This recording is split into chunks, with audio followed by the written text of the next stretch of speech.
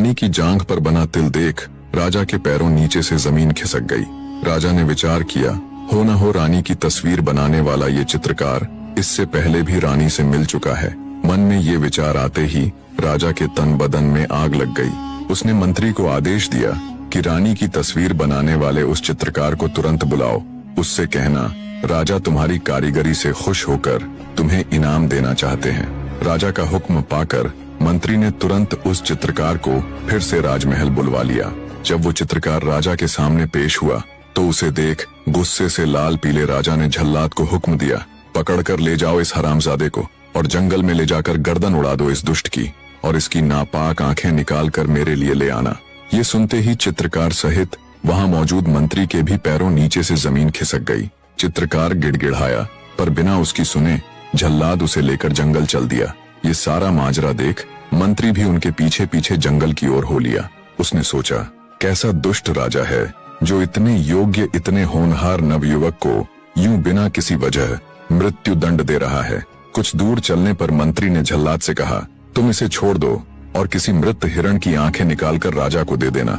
झल्लाद ने मंत्री का कहा मान लिया और वैसा ही किया। मंत्री डरते डरते उस चित्रकार को अपने साथ अपने घर ले गया। समय अपनी गति के साथ बीतने लगा।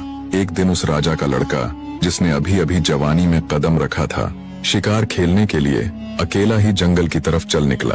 जब वो जंगल के अंदर गया तो उसे एक शेर की गुर्राहट सुनाई दी। शेर की आवाज सुन राजा का लड़का घबरा गया और घोड़े से उतर भागकर एक वृक्ष पर चढ़ गया। जब तक वो वृक्ष पर चढ़ा इतने में शेर भी वहां आ पहुंचा। राजकुंवर ने जब वृक्ष पर चढ़कर देखा तो वहां ऊपर एक रीछ बैठा हुआ था।